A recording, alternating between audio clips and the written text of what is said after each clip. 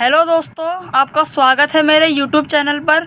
तो दोस्तों, आज हम लोग रियल नंबर्स का एक और मस्त कॉन्सेप्ट सीखने वाले हैं कि इसमें हमें बताना है check whether if 6 to the power n can end with digit 0 for any natural number. मतलब 6 की कोई भी नेचुरल नंबर की पावर है, उसको सॉल्व करके जो भी आंसर आएगा उसकी जो डिजिट होनी चाहिए, जो लास्ट डिजिट होनी चाहिए, वो 0 के साथ एंड होनी चाहिए। तो दोस्तों आइए समझते हैं सवाल को। तो दोस्तों सबसे पहले लेते हैं 6 टू द पावर n को हम लोग लिख सकते हैं 2 × 3 की होल पावर n। अब मैं कोई n की वैल्यू ले लेता हूँ। मान लीजिए कि मैंने n की वैल्यू 1 ले ली, तो अगर n की वैल्यू मैंने 1 ले ली तो 6 की पावर 1 मतलब 6। अगर मैंने मान लिया n की वैल्यू मैंने 2 ले ली तो 6 की पावर 2 मतलब 36। अगर मैंने मान लिया n की वैल्यू 3 ले ली तो 6 की पावर 3 मतलब 216। ठीक है दोस्तों। और इसी प्रकार से अगर मानिए कि मैंने n की वैल्यू 4 ले ली तो 6 की पावर 4 मतलब 1296। अब दोस्तों आप समझिएगा, यहाँ पर कोशिश कीजिएगा। यहाँ पर हमसे बोला गया था कि 6 की पावर जो नेचुरल नंबर मतलब कोई भी पावर 1 2 3 4 क्या भैया नेचुरल नंबर है, तो हमने बारी बारी से यहाँ पर 1 2 3 4 को रख के देखा।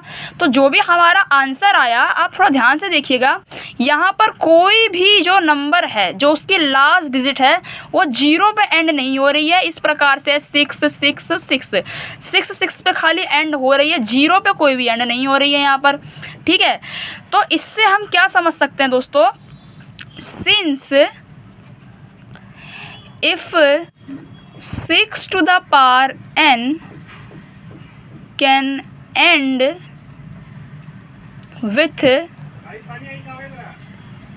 digit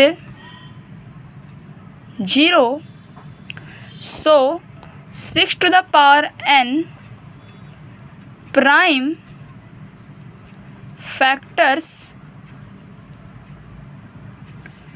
must be 2 and 5। मतलब दोस्तों ये लाइन मैंने क्यों लिखी, मतलब कहने का मतलब ये है मेरा कि अगर 6 की पावर n को मुझे एंड करवाना है डिजिट 0 के साथ, उसकी लास्ट डिजिट जो है वो 0 होनी चाहिए, तो जो हमारे 6 के जो प्राइम फैक्टर्स हैं ना वो 2 और 5 होने चाहिए। लेकिन अगर हम लोग 6 के प्राइम फैक्टर को देखें तो वहाँ पर 2 और 3 है, यहाँ पर 2 तो है लेकिन हमें यहाँ पर 5 भी चाहिए होगा, तभी हम लोग क्या कह सकते हैं कि जो 6 की पावर n होगी वो जो है डिजिट एंड मतलब डिजिट 0 के साथ एंड हो सकती है। पर दोस्तों यहाँ पे 3 होने के कारण ऐसा नहीं हो सकता है। फॉर एग्जांपल आप इस बात को समझिए। यहाँ पर जैसे मान लो मैंने कंसिडर कर लिया लेटेस्ट एग्जांपल, सो 10 की पावर 2, 10 की पावर 2 को मैं लिख सकता हूँ 100।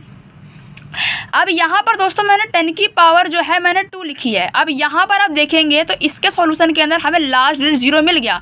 0 क्यों मिला, क्योंकि अगर हमने 10 के स्क्वायर को अगर हमने इसके प्राइम फैक्टर्स करे तो मेरे भाई यही तो लिखा पड़ा है, ये 2 × 5 का होल स्क्वायर किसके बराबर होगा मेरे भाई, ये 100 के बराबर ही तो होगा ना। तो इस कॉन्सेप्ट के ऊपर हमने बोला है कि 2 और 5 जो है अगर 6 के प्राइम फैक्टर्स होंगे तो ही जो है 6 की जो लास्ट डिजिट है वो 0 पे एंड होगी।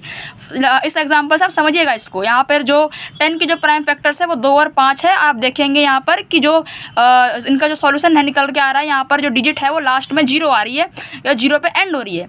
ठीक है, तो यहाँ पर 3 होने के कारण ऐसा नहीं हो सकता, तो हम कह देंगे therefore 6 to the power n